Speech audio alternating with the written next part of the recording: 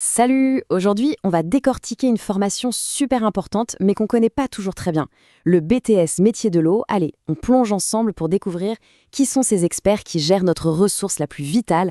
Chaque matin, on ouvre le robinet. C'est un geste automatique, on n'y pense même pas. Mais derrière ça, il y a un monde entier. Un parcours de fou que l'eau fait avant d'arriver jusqu'à nous, et même après qu'on l'ait utilisé. Alors, prêt à découvrir les coulisses? Pour gérer un truc aussi complexe, il faut des pros. Ouais, on pourrait même dire des sortes de super-héros. Leur mission, elle est juste capitale. Veiller sur le cycle de l'eau pour protéger notre santé et la planète. Rien que ça. Alors, qui c'est ce héros? C'est le technicien supérieur des métiers de l'eau. Son rôle, en gros, c'est de superviser l'eau à chaque étape. Il s'assure qu'elle soit super clean quand on la boit et qu'elle ne pollue rien quand on le rejette. C'est une sacrée responsabilité. Et ce n'est pas juste un boulot technique, loin de là. C'est un métier qui a vraiment du sens. Être gardien de l'eau, ça veut dire participer concrètement à la protection de l'environnement et à la santé de tout le monde. Pour devenir ce gardien, la formation s'organise autour de 4 grandes missions. On peut voir ça comme 4 super pouvoirs qu'il faut apprendre à maîtriser. Allez, on les découvre un par un. La toute première mission, c'est d'être sur le terrain, d'avoir un peu les mains dans le cambouis, si on peut dire. C'est le pro qui vérifie que toutes les installations, toutes les machines tournent nickel 24 heures sur 24. Cette mission, elle est hyper variée et chaque tâche est cruciale. Piloter une usine, c'est pas juste appuyer sur des boutons, hein. C'est garantir que des milliers de personnes aient de l'eau potable. Gérer les stocks de produits, c'est anticiper pour qu'il n'y ait jamais de panne. Et analyser l'eau, c'est être le premier rempart contre la pollution. Voilà un exemple tout bête.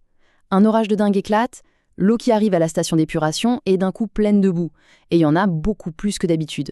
L'opérateur de terrain, lui, doit réagir au quart de tour, ajuster les réglages pour que l'eau traitée reste parfaitement propre. C'est de l'action pure. On passe à la deuxième mission, le gardien de la qualité, ou plutôt le gardien QSE. QSE, ça veut dire qualité, sécurité et environnement. Là, le mot d'ordre, c'est la protection, mais à tous les niveaux.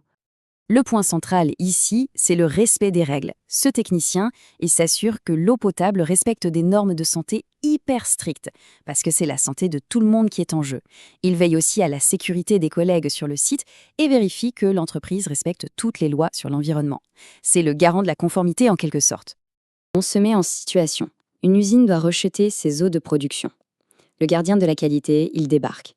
Il analyse ses eaux, il vérifie que le traitement est béton et il ne donne le feu vert que si le rejet est absolument sans danger pour les poissons et les plantes de la rivière d'à côté. Troisième mission, on change de registre. Là, on parle de compétences humaines. Parce que gérer l'eau, c'est aussi un travail d'équipe. Le technicien doit savoir communiquer, diriger et bien sûr organiser le travail de tout le monde. Ici, on est vraiment dans le management. Il faut savoir animer une réunion, planifier les chantiers pour que tout soit efficace, former les nouveaux qui arrivent, mais aussi être capable de discuter avec les clients ou les élus de la ville.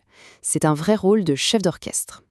Par exemple, un nouveau quartier sort de terre, il faut l'alimenter en eau. Le capitaine d'équipe prend les choses en main. Il planifie tout, qui fait quoi, à quel moment, avec quel matériel. Il coordonne tout le chantier pour que ça roule et que les nouveaux habitants aient de l'eau au robinet pile à la date prévue. Et enfin, la quatrième et dernière mission, penser au futur. L'architecte de l'eau, c'est un concepteur. C'est lui qui imagine et qui dessine les installations de demain pour qu'elles soient encore plus performantes et plus respectueuses de l'environnement. Ça, c'est vraiment le côté créatif du métier. On part d'une feuille blanche pour imaginer une nouvelle station d'épuration ou agrandir un réseau.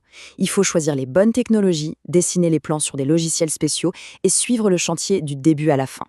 C'est un défi super stimulant. Une ville grandit, ses besoins en eau aussi. L'architecte de l'eau, il participe à la conception d'une usine ultra moderne qui va consommer moins d'énergie et mieux recycler ses déchets. C'est un travail qui a un impact direct et super positif sur l'avenir. Alors, si on résume, voilà un peu la palette de compétences.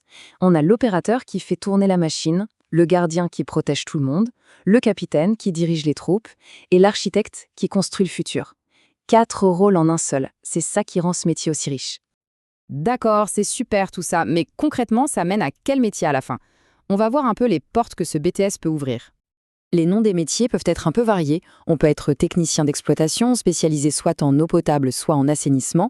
On peut aussi bosser dans un bureau d'études pour concevoir des projets, ou même devenir conducteur de travaux pour gérer des chantiers sur le terrain. Et les employeurs sont tout aussi divers. On peut travailler pour le service public, dans une mairie par exemple, ou pour de grosses boîtes privées.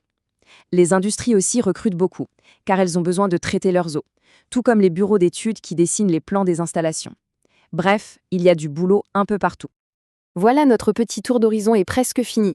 On a vu le rôle essentiel de ce technicien et les missions vraiment passionnantes qui l'attendent. La question est posée.